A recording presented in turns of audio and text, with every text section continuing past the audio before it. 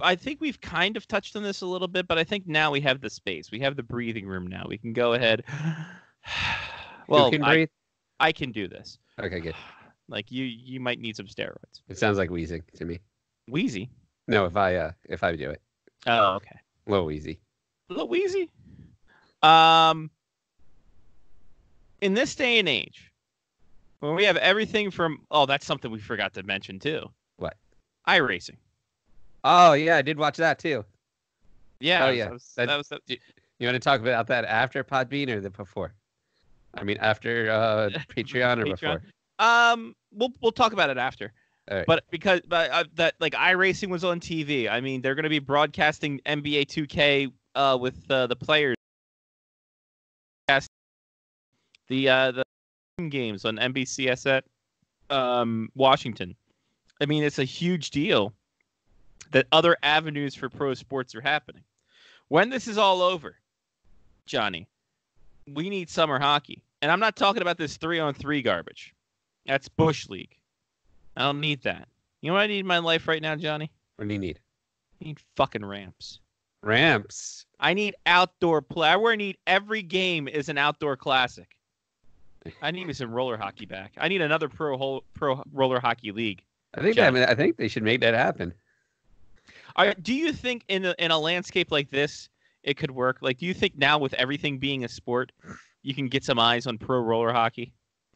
I mean, why not? Like they have cornhole tournaments. That's true. So I mean, I think that there's a much wider base now for like a pro beach hockey. Pro beach hockey was a more niche sport than hockey was. And yes. Like at that time, hockey was an extremely niche sport. Like it wasn't widely known. Now I feel like it's much more widely known that if you brought something back like that, the game would be better than it was in the 90s because rollerblades in general are better now. They have those they have the flexing shit. I don't know how to explain it. The chassis like flexes so that it feels more like an ice skate while you're skating with it. So they got that. They have the better roller pucks. I think it'd be a good call. I think you just set it up. I mean, you could put 2 rinks, one on the West Coast and one on the East Coast at the beach. So like an Atlantic City and like a Hermosa Beach or something. Mm-hmm. Set them up. You got games there. You got West Coast games. You got East Coast. Ohio. They don't have beaches. On Lake Michigan. There you go. I like it. But I think that there's a massive avenue for it. Mm-hmm. I mean, it could end up on Twitch, like the NWSL or something, like. And that gets a lot of eyes too. I mean, they've been doing well on Twitch. Mm-hmm. Absolutely, which is good. It's good for them to have an outlet like that that's kind of worldwide. Yeah, and that everybody. Right. So. The especially pro beach hockey, but hockey in general. David McLean was a guy who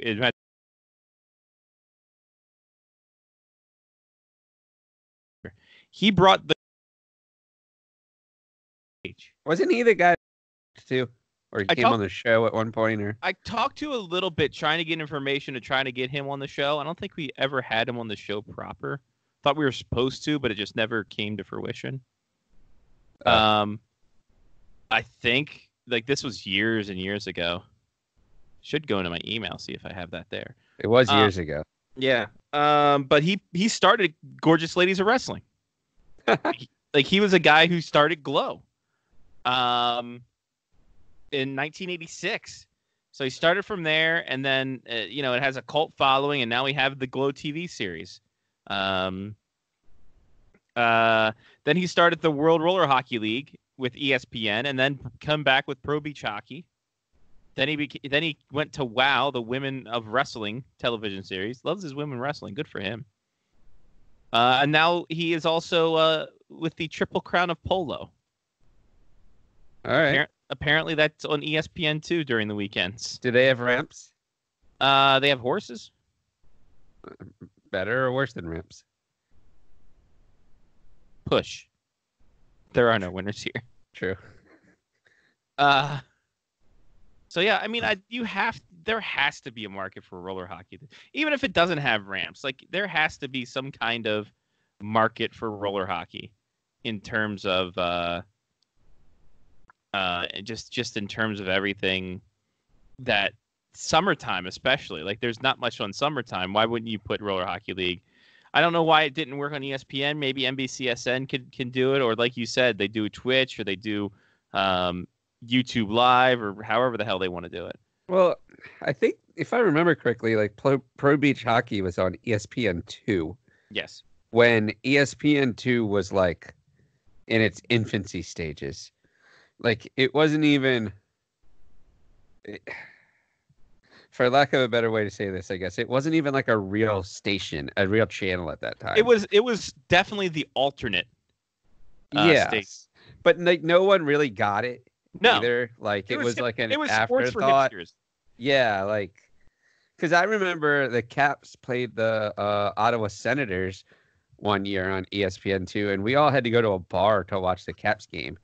And I was like 19 at the time, and just like went in the bar and like sat there and ordered like Cokes all night long. I didn't even drink because I was like, I'm the one person that's gonna get caught for some reason. But yeah, we had to go out somewhere to watch the game because no one had ESPN2. Yeah, no, you're absolutely right. It was the niche thing to do.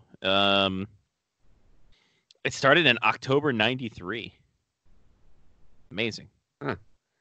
Whereas the Pro Beach Hockey was 98, 99, and 2000. Yeah. There has to be some kind of spot, man. You need to have roller. I think roller hockey needs to be a little bit more in the forefront of things. Well, is there a league at all? Ooh. Like, could there be a roller hockey league and we just have no idea that it's out there? Highly possible. Because remember that one Poisel's friend had that we were bothering with the rinks? Well, that was the one that was playing in like Frederick, right? Yeah. And that was a real league, like a professional roller hockey league that I think Poisel refereed in or something like that. Yeah. So there is what is this one? Pull it. So there is the Professional Inline Hockey Association, which has teams across Pennsylvania, New Jersey, New York, and then on the west side, Colorado, and then one in Iowa. The PIHA? The PIHA. PIHA. PIHA. There's also Major League Roller Hockey, which is based in Alexandria, Virginia. Yeah. Huh. But they took a hiatus, so probably better than a high ankle sprain. Probably right. So they're probably not around anymore. The DC Filibusters were a team. They'd probably fill the net. Hey. Or they would talk and the other team talk during someone's power play and not allow them to score. So those are the only two that I see for pro roller hockey. So it looks like the PIHA is the only one going, because as I go to the Major League Roller Hockey thing, it has not been updated since 2014. That'll do it. So gonna say no. There's maybe one. Maybe one. Possibly one. Possibly, yeah. Yeah. So do they have a? Yeah, they do. The PIHA.com. Hiya! When does this last updated? Oh, they have a COVID update from the 26th. Oh, so they're still around. So they're around. They're hanging out. That's great. They canceled the remainder of the PIHA season. They had the last league to do so. Well, no, that's not the NHL or the NBA. Well, they kind of didn't realize anyone cared, probably, right? That's true. Let's look at the teams of the PIHA. All right. This is awesome. So, in the Pro East Coast Division, you have the Suffolk Sting, the Pittsburgh Inferno, the Philadelphia Liberty, and the Empire State Legends. I thought you were going to say it was the Empire State Back. Right. And then for the Pro West Coast Division, it's become a sponsor, become a sponsor, become a sponsor. All right. Those are great teams. That's great teams. Let's see it with where. Yeah, let's see the standings. Give me some standings, Billy. Billy, give me some standings. All right, so here. Oh, finally, beautiful. We have it.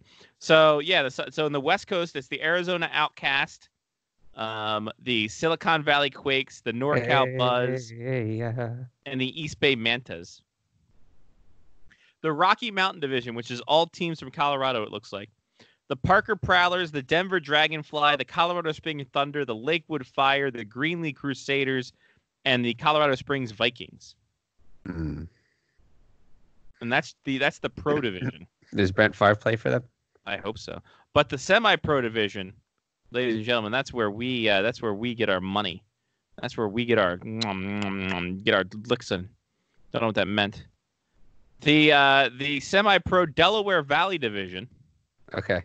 Includes the Pennsylvania Hounds, the 2-10 Demons. Don't know what that means. Is that their record? No, they're actually 12-4. So it's not just a clever name. Yeah. The Hershey Typhoon, which I've had that one at 8 Taco Bell. Oh. The Philadelphia Liberty, the Black Biscuit Militia. The semi-pro Appalachian division includes the Scottsdale Inferno, the Dulles Mad Dogs, the Harrisburg River Monsters, the Mount Pleasant Inferno, and the York Typhoon. Semi-pro Northeast, the Suffolk Sting, the Ratrig Aces, the Metro Rink Rats, East Coast Impact, Morici Sting, the Hartford Fire Ants, and the Rhode Island Admirals. This is a lot bigger than I thought it was. Yeah, the semi-pro is fucking huge. Jesus. And then there's teams from Hawaii. There's 8 teams from Hawaii. I hope they have their own division. They have 2 divisions. That's great. The Kiha division and the Maui division. So yeah, there's a league out there, but not around. Like it's we don't know about it. Nothing going. We need to know about this. You hear about this? You heard about this? No, we haven't. You guys got to tell us. Promote more, Piha.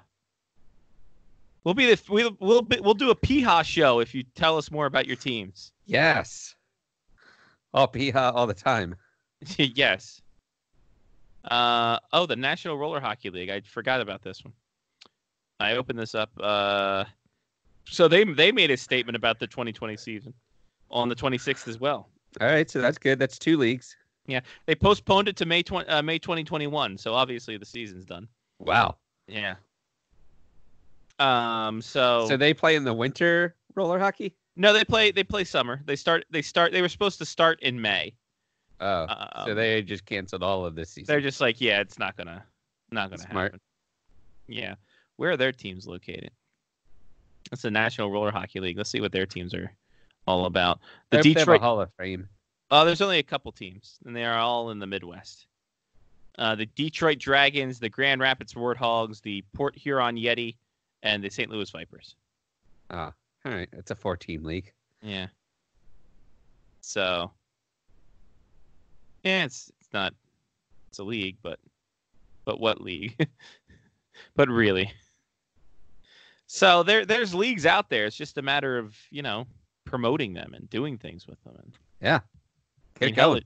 We didn't even know there's a team in Dulles, and Mark used to live there 3 houses ago. That's true. 3 houses ago. So, I mean, who knows? Oh, that reminds me. I have to send you something super funny. I'm going to put it on. I'll put it on Voxer, but you need to maybe watch it after the show. I don't know. Oh, God. Okay. It's pretty hilarious, to be honest. Oh, I'm sure. All right. So there we go. We did it, everybody. That was a good segment. So what we're saying is we need more roller hockey. Yeah. We need it more expendable to the people out there. We need, I feel I'm with you. I think that it would be huge this summer if this summer gets back to be able to play sports. Who knows? But it would be big. Well, depends on who you ask, because Toronto shut everything down until July 1st. Yeah, Hopkins has a like an analytics type tracker that they keep updating. Yeah. I don't know, man. I think mid-June, I think we'll be fine. Yeah. Honestly, I don't care either way. It's just I just don't go to Montreal. So. Yeah. You need to get your money back. And that. So we'll see how it is. That's good. Ladies and gentlemen, we're now joined by a member of the Bald-Headed Brotherhood, Mark with a C. That's right. Desperate times. Yeah. Desperate measures. I guess so. Here. My hair was getting a little outrageous. Yeah. So we were talking about roller hockey. We're talking about the need for summer roller hockey to be more widespread once the world gets back to somewhat normalcy. Did you know that there was a roller hockey team that played out of Dulles? No. Like the airport or just the town? I think the area. The airport would have been a little much. Where? That's great. I mean, I could have covered them all the years that I lived right across the street. I was going to say that was like 3 houses ago. So I mean, yeah, it's true. So, I'm trying to find the. So yeah, let's get some info. Well, we're trying. Like they don't give us all the info. There's a team called the 2 and 10 Demons. I don't know what the hell that means. The or where they play. The 2 and 10 or 2 yeah, in 10? The number 2 NAN2 AND 10 Demons. I mean, their record can't stay the same all year, can it? No, ironically, they were 12-4 before the end of the season. Before the season got canceled. So yeah, the maybe Dulles... they just get a lot of misconducts. Maybe that was a 2 and 10. That could be it. The Dulles Mad Dogs. Oh, are they 20 and 20 when the season ended? Yes, 9 and 5 all the time. 20 and 20 Mad Dogs. They build themselves as the only competitive tournament inline hockey team in Northern Virginia and DC metro area. The last time they updated their Twitter was April 2015. So we're going to go to their website that they provide and see if it's actually still online or if it's... God, I hope it's GeoCities. It's close. They haven't updated this since 2013. All right. So... Well, I mean, I'm glad they're the only one, though, because if there had been other teams, people would probably go to watch them instead. Okay. All right, yeah.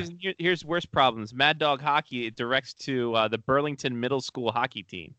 I don't think this is the Mad Dogs hockey team that they thought it was. It sounds like they're defunct.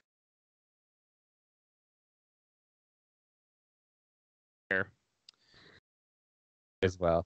Yeah, the Dulles Sportplex apparently they played or play. How about that?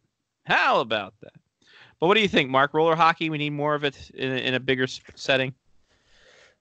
Yeah, I do. I mean, if we can't have actual hockey, which it doesn't sound like we're going to have any actual hockey for a while, sure. What I don't want to see, though, is like an XFL situation where we have some... there are no face-offs? Yeah, I don't...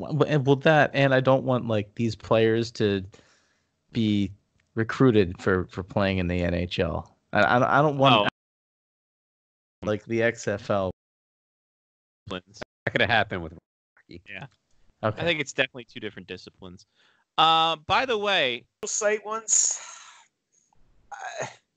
If plausible, because it's hard to see if it's plausible or not. Yeah, well, I mean, when you look at the criteria that the league's setting, first of all, obviously, it will not just be one site because that's not going to be feasible.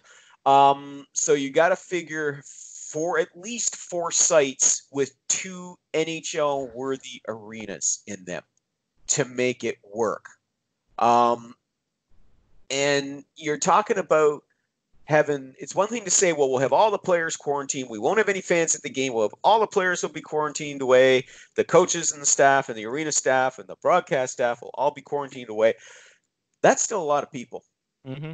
And, to be able to do that for 2 months, these folks are going to go friggin' stir crazy after a while. I mean, yeah, the players would be great at least to go out and play some hockey and things like that. Sure, fine. But your downtime is really going to suck for them. Yeah. And, as you said, it's going to be so difficult because ultimately it's the pandemic that's going to determine if you can pull this off or not. Okay, I mean, okay, maybe you might be able to do it in, say, Saskatoon if they've managed to flatten the curve there. But are you going to be able to stage it in Grand Forks? Maybe not. Conversely, you might be able to stage it in Grand Forks, but maybe not in Buffalo. That was another place, believe it, that's been considered touted as a neutral site location because there are two NHL worthy venues there that they can play in. And no one's a Buffalo fan these days. Well, the thing is, Buffalo will be out of it. They're looking at that in terms of for the Stanley Cup playoffs. Right. So because Buffalo is out of it. So yeah, even if you do the 2014 thing, Buffalo misses the cut. So yeah, I get what they're trying to do, and again, the reason why they're trying to do it is because they're trying to salvage the season, to award a Stanley Cup champion, obviously, but the biggest factor to try and salvage as much of their lost revenue as they can. Because if you cancel the season outright, that's $1.1 billion down the shitter. So, and that's just going to complicate things. If you can make, even if there's a chance of even making half of that back, they'll be thrilled. They'll take it, if it be, and, I see, people again who are critics of Bettman or of the league or the owners for doing this. It's like the NHLPA is on side with this, guys. The players to a man. Well, I shouldn't say to a man. There are the odd ones like Robin Lehner saying, "Nah, just shut it down." Most want to play, and the NHLPA wants to play because not only do they for the same thing. Yes, they want to have a Stanley Cup champion, but they want to recoup that money too, because if they don't, the more money they lose, the higher their escrow could be next year. If it's 1.1 billion in losses, their escrow clawbacks will be 35%. Yeah, they think 12 to 15% is bad. Try 35%.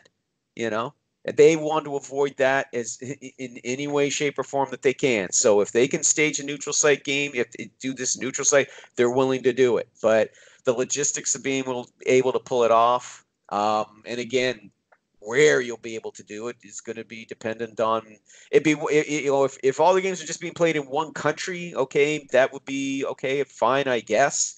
But we're two different countries, and our governments are handling things differently. So where it may be safe to play it in one country, perhaps may not be safe in another. So yeah, I give them kudos for thinking outside the box here. How many times have people complained, NHL doesn't think outside the box enough? Well, they're doing it now. So stop bitching. They're actually trying to think outside the box and come up with a solution. Do I think they'll be able to do it? As I said, it's possible, but the logistics of it's going to be hell. It's going to be hell. Let's talk about the virus here in North Dakota. 251 positive cases as of 5 p.m. today, Central Time. It looks like there are 16 hospitalized. 4 people, all at least 70 years old or older, have passed. Cass County, which houses Fargo, is the biggest hit right now. They took the lead today, 77 cases. Here in Grand Forks County, only 11 cases. 8,552 tests have been reported to the state. 28 counties have at least one known case of illness. So there's that. The governor, what's his nut? Governor Doug Burgum. That's who he is. I don't pay attention to politics. He welcomed the idea of the NHL finishing the season in Grand Forks. So he's open to it. So if the politics are open to it, that clears a little bit of a hurdle. It depends so long as this stays the course. Yeah. Because it's been a long time coming for this stuff to come to the prairie towns. Yeah. So we got that. What does that mean for state and local revenue? I mean, they don't really make any money off of hosting games, do they? Because they're not like they're hosting. They'll make something. I mean, they will have to. Hotels they'll get something from the local like you said, hotels, restaurants, they'll make a little bit of bank. I would think that the NHL would pay a fine dime to get the Ralph Engelstad Arena leased for a few months. Yeah, but no, who else is going to be using? I mean, yes, they will pay them to use their arena. It's not like they're fighting other people for the use of the arena, though. Mm-hmm. So, but they don't have. They can say, "Nah, it's not enough. You guys have fun. We can just melt the ice, and you guys." That's true. Hold the NHL hostage. Essentially, yeah, because they really hold all the cards. I think. Yeah. Like, what type of money do they make though in this situation if they don't have fans? Like, do they not get paid for their NBC contract because it didn't run through the playoffs, etc.? You would have to think that something is that like the only way they're getting money? Losses. The league will come up with something because they're that desperate to be able to stage this. I'm sure they will work out an agreement so that the good folks there in Grand Forks running, in charge of the facilities and all that, and as you said, restaurants and all that good stuff, and hotels. Yeah, they'll be sure that they get well compensated for their trouble. It'll be worth it to be able to make up the other revenue they're going to lose. For the league. Technically, as well, we're not even talking about teams and their staff. We're also talking about the group of people that have to run the arena. Yeah, because that has to be a completely different group of people. Oh yeah. That's what I said. They'll all have to be. When I said staff, I was also referring to them as well. The arena staff as well as like team staff, and league officials, of course, and all that happy stuff. So that's why I said, the logistics of this is. I mean, if they can pull it off and make it work, man, my hat's off to them because that will not be an easy thing to do. It's like a tiny Olympics, essentially. Yeah, and you're trying to do it basically overnight. It's like. Yeah, well, just slap it together in the span of a couple of months, if you even have that much time. So, right. Logistical side of things, how likely is this to happen for Grand Forks? How do you think the Ralph could be able to hold up to this? Well, I for me, the question marker is can they get to the point where they're able to play games? Period. Sure. That's where I'm like super skeptical. They have for me, I think they have to answer the question: what happens when someone tests positive?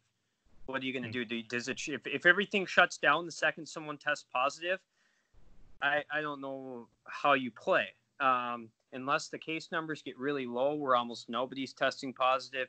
That's my question. If they actually think that they want to make this happen, it definitely can happen. The Ralph has 8 locker rooms. It has separate coaches' locker rooms. It has a second sheet of ice, so if they wanted to play multiple games there, teams could hold morning skates or practices on the upstairs rink while the main rink is being used for games. TV-wise, it's an easy setup to plug and play. TSN did it for the World 18s 4 years ago now. So that is a good setup. They have a massive kitchen there where they can make all their meals on site. So that would help where they don't have to go off site to eat pregame, postgame meals. The buses can pull right underneath the arena. They don't need to have any exposure coming in and out.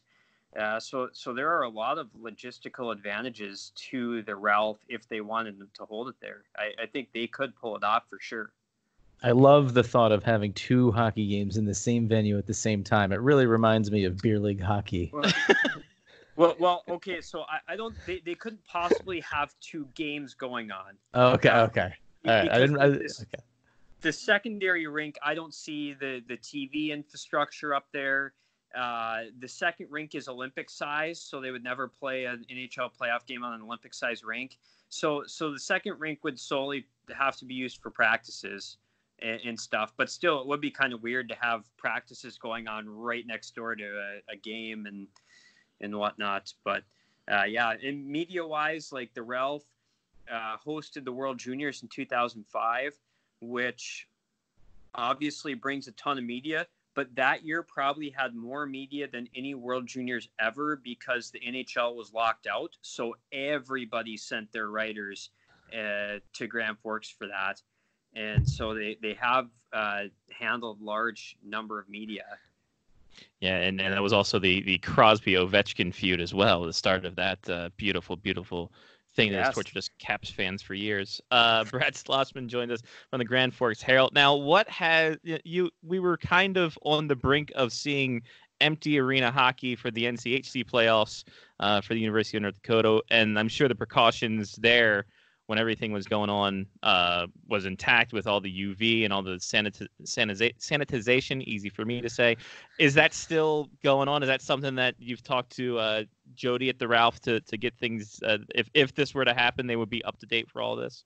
Yeah, I haven't talked to him about that, but I know when I went to practice that Thursday, the day before they were going to play the games, all of a sudden there were sanitation stations all over the arena. And I talked to one of the workers who was putting one up, and he was telling me about how many, they have them. They had 4 in UND's locker room alone. They had one right in the press box when you walked in. So they did put a bunch of pieces in place at the arena, and I would imagine those are just going to stay there. Even once there becomes a vaccine and we move on, maybe it can be a little cleaner up there at the Ralph. Yeah, well, good luck on that. You've seen the rogues gallery we have up there. I don't know if that's a possibility. I guess do you think there's any kind of just drop dead date for just the NHL as a whole, or for maybe even the Ralph saying, yeah, it's getting too late into the summer for all this? Yeah, I don't know what the date would be. I just think a lot of it would depend on the NHL's timeline. When do they want to, give up on this season and look toward next season? A lot will depend. The most will depend on what happens with the virus and our response to it and our testing availabilities, I think. And so those have to change in order for sports to somehow continue.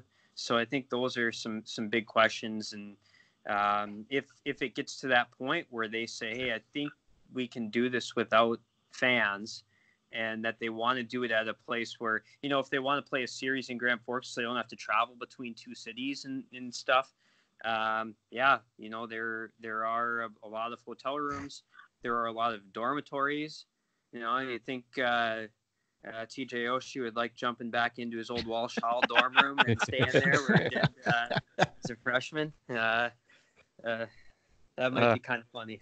I would enjoy that, and then the shock and horror of him going to Judy's and just like, oh no, it's not the same. Yeah, they anymore. don't have to go too far to bring the Stanley Cup to Judy's if right, exactly in Grand Forks. Just be right there. Why did Brooklyn not embrace hockey? I'll tell you why. Question. No, here it's actually very simple. Okay, the Rangers and the Islanders was blood sport. It was worse than the Yankees and the Red Sox. Worse, 100 times worse, if you can believe that. The animosity was brutal.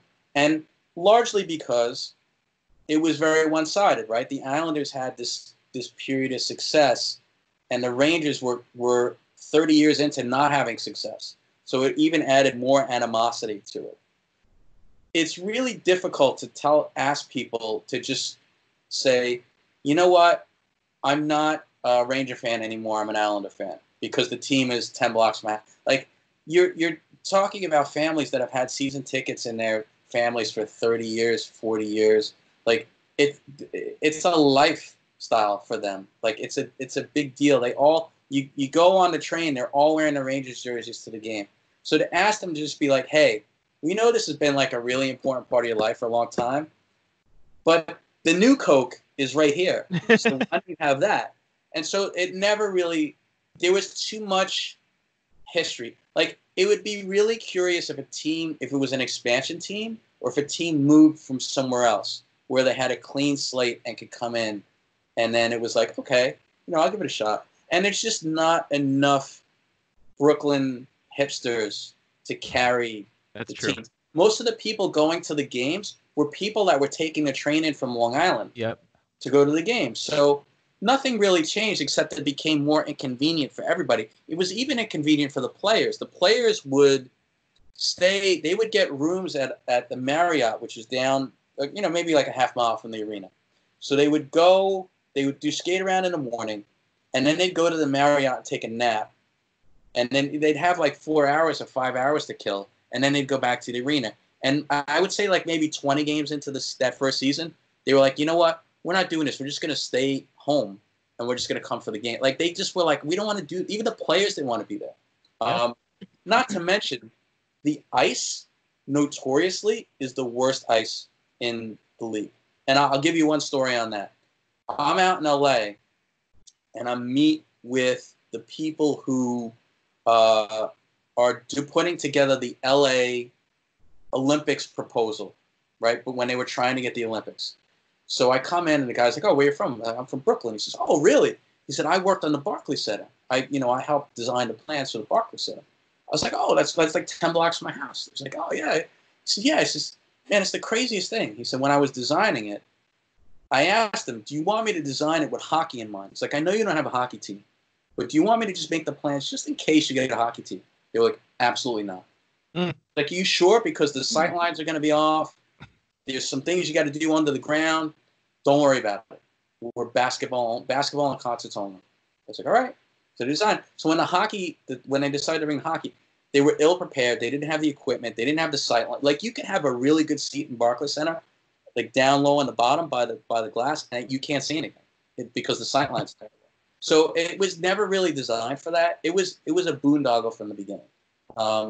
But I know John Ledecky, kind of, sort of. He's a good guy, I think, like in my interactions with him. And I think he's trying to do the right thing. And he's trying to, I think moving him back to the Coliseum is a good start. But, I wish Allan were here because Allan could tell you. Maybe we'll try to get Allan on next week. Well, get him on again. Yeah. Allan took me for press day a couple of years ago. It was like maybe the last year they were at the Coliseum. So we watch the skate around, and then we go to the press room. And Scotty, the press room was about the size of the room you're sitting in now. Like, it had about 40 guys, 40 people pushed. I felt so bad. Like, I didn't even want to go into the room because I'm like, I'm not really here reporting anything. You know what I mean? Like, I can't. I think somebody's calling me. Allan might trying to call you. I can hear a phone. I can hear like the noise, like someone's. Oh, because he was trying to call me. So not really hearing but I didn't want to answer because then he's on. If I answer him, is he on the call or no? He's on a completely. I'm not entirely sure. I think he might be on a different call because we have like a call with all of us together. Yeah. So we'll get Allan on again. We'll figure it out. Let's see. Let me put it in the chat if I can get it. Because I want to say this is the one that I've been using to try to get a hold of him. That's the name I've been using. That can't be seen by anybody except us. That's the name that Johnny got me. So I'm hoping that's. I don't know if you can see that in your chat, Mike. Yeah, I did. I mean, like, I don't know what his name is on the screen. Like, if you search the contacts for Allan Kreda, he should be live in there. Oh, okay. Maybe that's the problem. If we can. No, hold on. Yep. No, not just Allan. You dumb machine. I hate you, technology. And it's Allan with an A. Yeah. Two A's. Two A's. Not next to each other. Two L's, two A's. Got it. Yes, B-A-B-A-R. Let's see if this one works. Let's see if that one works. If that one works, then we're perfect. If it doesn't work, we're back to square one and we've added another Allan on. Hopefully Iverson. It'll tell us it's just yes. practice. Oh. Hey, is this Allan Kreda? It is. Hey, Allan. Hey, we got him, everybody. But can you see me? No, because you're sitting in the dark. That's funny. That's funny. How's So, that? Allan, listen, we were just talking about the Islanders and Barclays Center and kind of what a boondoggle it was. And I was telling the boys about the time you took me to the press day at the Coliseum, and we went to the press room, and it couldn't fit the Last Supper in there. Right. That was the day. It was the day they anointed Mark Streit as captain. Oh, a banner day for the Islanders. We were wedged into the tiny room, the tiny press room below, which was lit like one door off the side of the regular press room, and there was enough room for Mark Streit and 3 reporters and the Islanders PR guy. Like, it was catastrophic in terms of proper access, but we did get it done. We did get it done that day. It does seem like a typical New York Islanders fair. It was, and that was in 2011, so that was way before they did even any kind of like upgrade or anything with the arena. Yeah, that's Allan's dog on a show. Oh, good. Well, that's Perfect. When I get out. So, all right. So here's an Islander story for you guys. You want me to tell you how Brian Trottier convinced me that Tom Brady was going to Tampa Bay? Oh, please. All right. So I interviewed Trottier a number of years ago. And if people remember, he had a very distinguished career with the Islanders, 4 Stanley Cups, one of the greatest players of all time. And then there came a time in his career where the Islanders said, look, you just don't have it anymore. Like, I think this is over, you know? And so he went to play in Pittsburgh. And, you know, timing being a good part of it, he got there when Lemieux was there, and he won 2 more Stanley Cups. But he said, you know, he said it was just a great experience for me winning those 2 Stanley Cups there. And I asked him, I said, look, all things being equal, if you could have won those last 2 Stanley Cups with the Islanders, would you have rather stayed and had your whole career like as an Islander? And he was like, absolutely not. I was like, really? He said, totally. And I said, why? He said, because when I left the Islanders, they didn't appreciate me at all. They did not appreciate me. And when I went to Pittsburgh, everybody appreciated me. Every single person in that arena appreciated me for what I was. So he said, I'll never trade those 2 for anything in the world. So when he told me that story and I heard Tom was like looking to play other place, I was like, oh, he's leaving. 20 years? Nobody appreciates that guy anymore. They're like, hey, listen, Grandpa Bay, go ahead, do your thing. That's interesting. Also, Brian Trottier famous for calling Brian Bellows a tit fucker. So there's that as well. That's true. That's a very true statement. So we'll get to that right now with the whole minor league hockey situation, because that thing, like everything just happened so fast with the SPHL and the ECHL. The AHL still kind of muddling along to figure out what the AHL or the NHL is going to do. For you, did you see this? Like, how fast was it for you? It had to be like lightning quick as everything else has been. Yeah.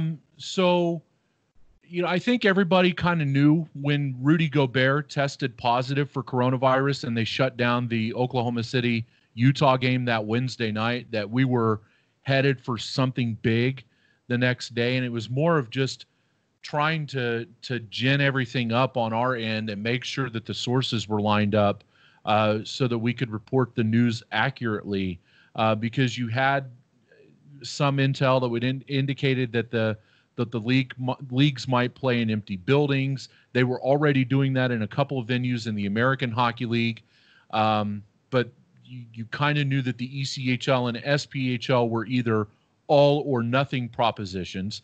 So it wasn't a surprise when everything shut down.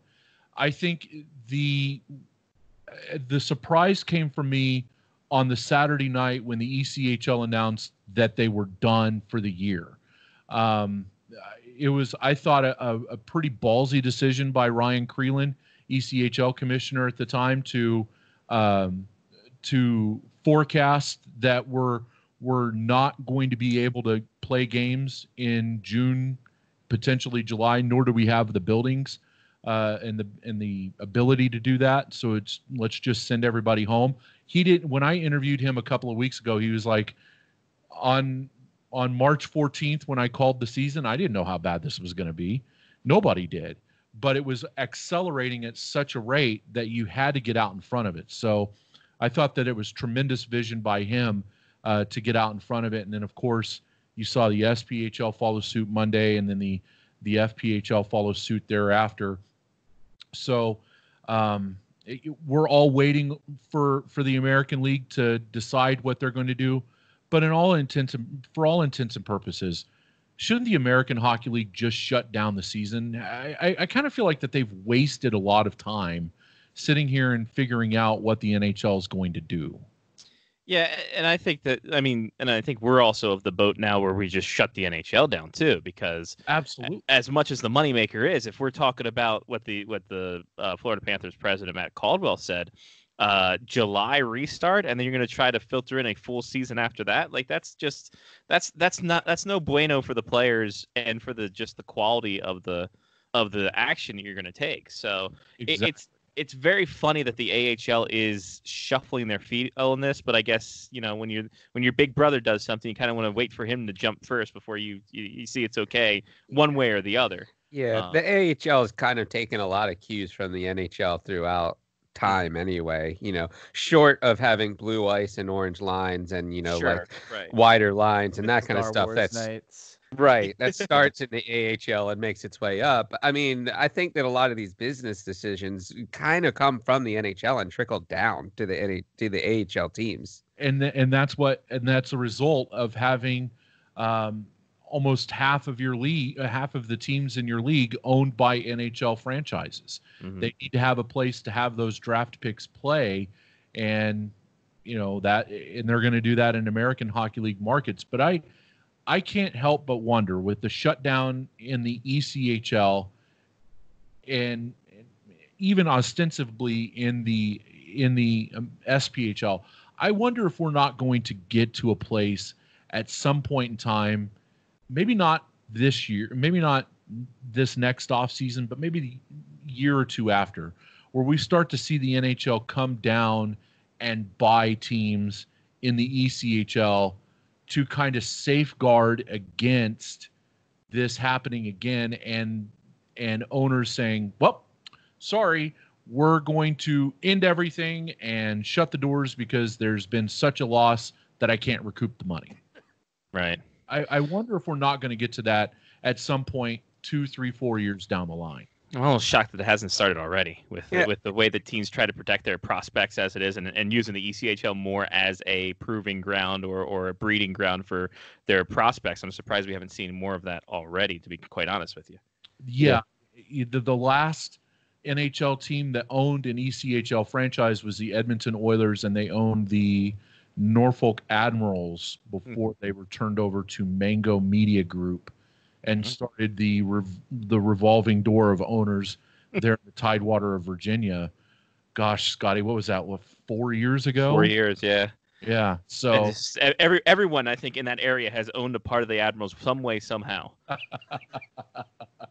If you had a Hampton Roads or Chesapeake or any kind of area right there, Virginia Beach, you had a piece of that. You didn't even know it. It's funny about that. Matthew Harding of the the simbin.net joins us. We've talked about it here briefly when the whole thing shuttered down at the ECHL and also the SPHL. Mm-hmm. The effect in terms of what's going to happen with minor leagues. Are we going to see some teams, who are struggling to get by already, having a full season? Is that going to be a huge concern now going into next season and beyond? Well, it's been reported, if you believe the Fort Wayne Comets owner Michael Franke, he spoke with the Journal Gazette the other day and said that every ECHL team has said that they will be back next year. And I asked Commissioner Ryan Creelan that when I talked to him, and he made it sound like that he had the commitments from everybody else, from every team in the league as well. So I don't think right now they're going to shutter. I think you may see a team or two in the Southern Pro League go away, and then you may see a handful of teams in the FPHL go away because, I mean, let's just face it, that's the SPHL is not the bottom of the barrel, but the FPHL really is, and that's a team. Those are leagues with teams that are scattered all over hell's half acre. So, so it makes sense that you would see teams fall off there. But the SPHL, you have to prove a business model and things like that. So, with the limited capital that some owners have in the SP, probably, but. I mean, most owners have said, or every owner has said that they will be back, at least to ECHL Commissioner Ryan Creelan.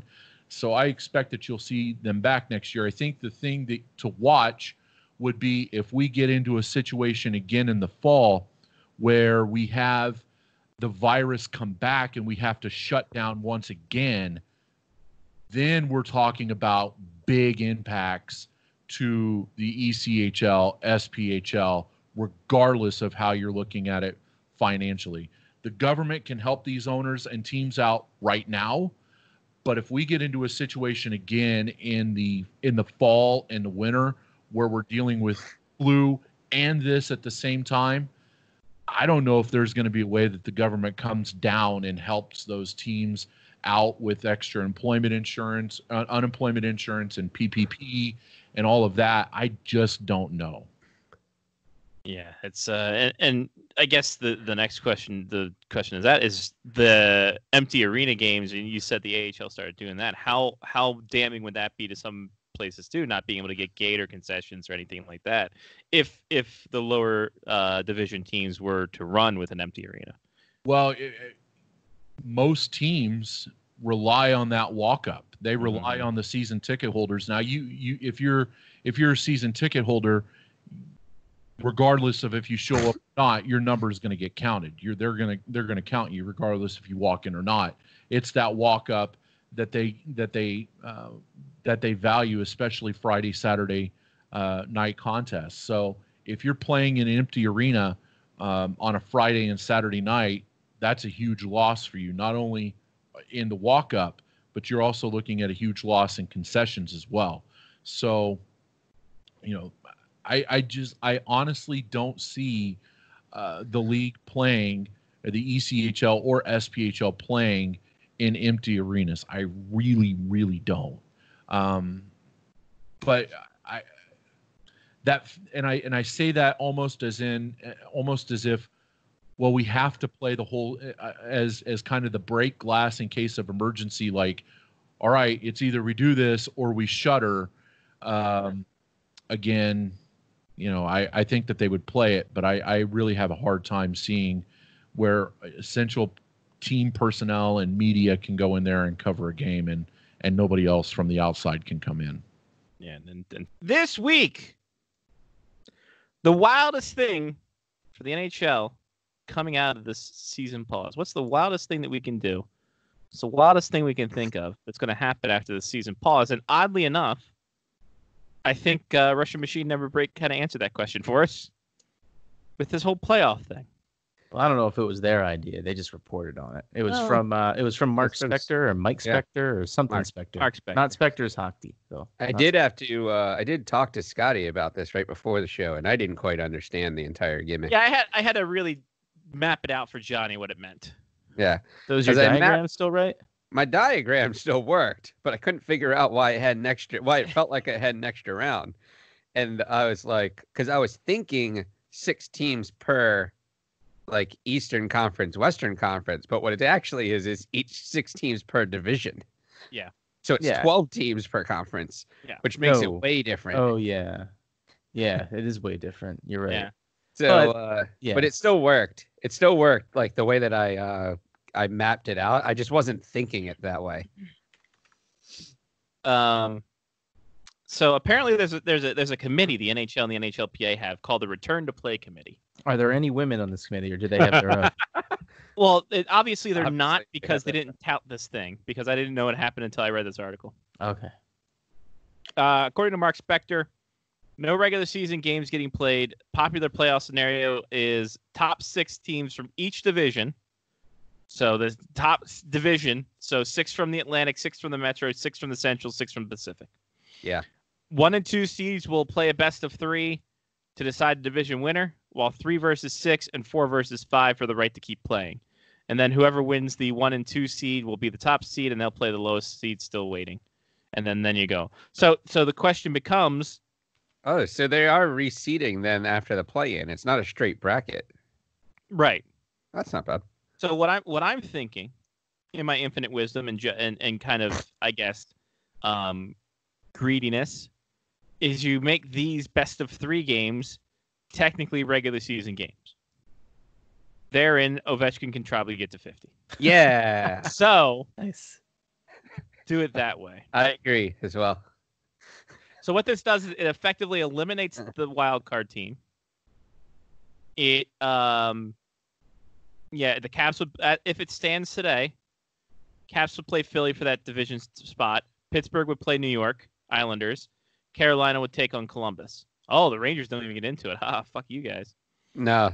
So that was the part of the article, I think, from Mark Spector that said the only team that could have a fighting chance of being angry is the Rangers, because they're like 1 point out or something like that of that. But the Rangers spot. The Rangers have played 2 more games than everyone in the Metro. Yeah. So, and In the Atlantic, Boston would take on Tampa Bay for that division winner. That'd be fun. That'd be a good matchup. Toronto. I can't wait until Boston plays Toronto. Right. Toronto would play Buffalo in the first play-in, and Florida would play Montreal. In the Central, St. Louis, Colorado for the 1-2. Dallas, Minnesota 3-6. Winnipeg, Nashville 4-5. Vegas would take on Edmonton in the Pacific. See who wins that. Calgary against Anaheim. Vancouver against Arizona. Onward, upward. Yeah. I mean, it does make a lot of sense. Mm. I have no idea how to share a screen, though. Nope, I don't want to turn subtitles on. I think I tried it earlier. Oh, yeah. Nope. Nope, didn't work. Nope, not just sharing us. Oh, God.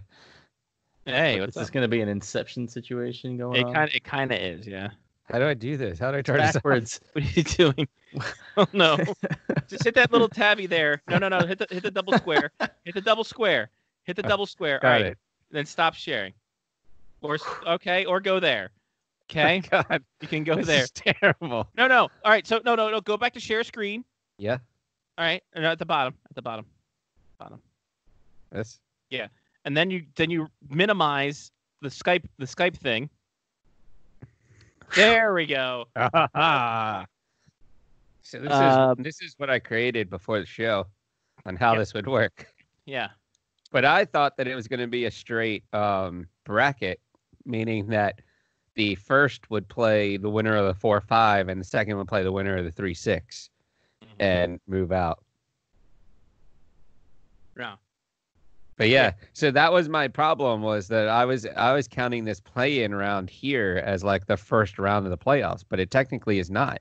And I am on board with Scotty in saying that that those should be 3 games of the regular season.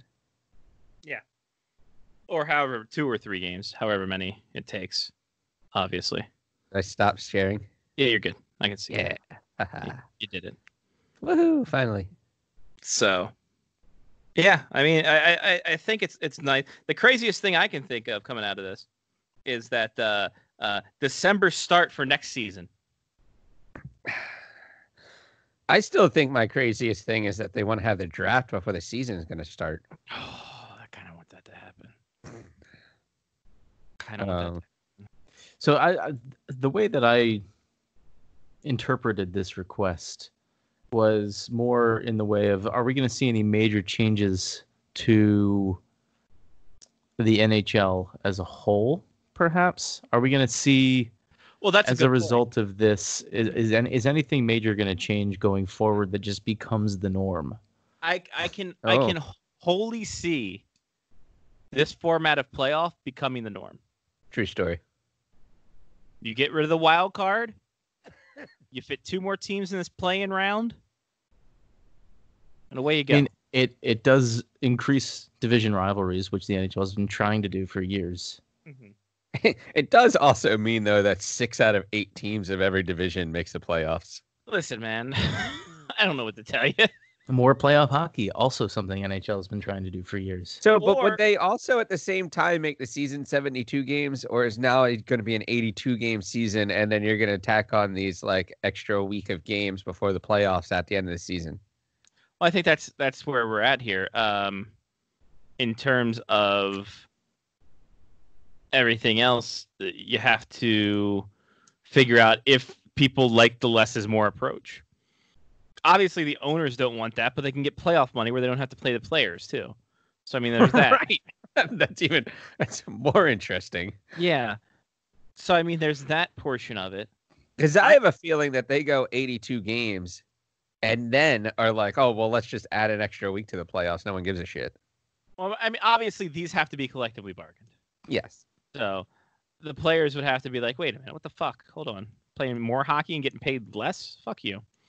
I can see it going to 78, cut off 4 games, and that 4 games gets made up in the playoffs, where you're definitely available to make bank. But then I wonder if you're not going to have, instead of 6 per division, you keep it divisional, but you make 5 teams make it, and then the 4-5 team plays to get a play-in to see who plays the number 1 seed. And then 2-3 is set. I don't know. So here's another extremely weird thought then that just popped into my head. The 6-team playoff format, if that is something that sticks, also allows for there to be more teams in the league. Like, they don't have to stay at 32 teams at that point. If they're allowing 6 teams into the playoffs, they could start expanding more if they really wanted to. Because that gives you a much bigger buffer then. I mean, you could add another team in each division. You could add 4 more teams. Now, at that point, you probably have to cut the regular season to 78 or 76 or 72, even less. Right? Yes, but it allows you to continue to add more teams. Yes, but in doing so, you also kind of throw out the window that plan that every team plays every team every year. I don't think you're gonna be able to do that anymore. If you keep adding, if you go from 32 to 36 teams, for instance, like you were just saying, you're not gonna be able to do that anymore. And then where are these teams? You just play less divisional games. Yeah, but they play the same teams in the division 6 times or 8 times a year. You don't have to do that anymore. You're playing 5 rounds of playoffs. Why do you have to play the same fucking team? But you have to play the Flyers 14 times in a season. Wrong. So then what do the divisions really mean then, other than being geographically co-located? They're going to play each other in the playoffs. Except for Florida and Tampa. Right. Here's what we do. Right? Here's what we do. This is just me. We go ahead, 72 games, and you play a division. Well, you go back to the old school way. You play a division once a year. You don't play every single team. You play your entire conference yourself, and then you play one division from the other conference, home and away, every year like they did when the lockout ended in 2005. All right. Now we're getting there. So that makes it more fun, too, because now Ovechkin's coming to your division once every, 3 years. Well, probably not for long. I don't think by this time this plan is in there, I think he might be on his 3rd retirement tour. That's like fine. Fucking Stones. Yeah, so I mean, obviously I think this format here, this playoff format basically opens up Hell's Gate to get more teams in the playoffs and to expand the playoffs, which fucking genius, NHL, way to get more playoffs out of this.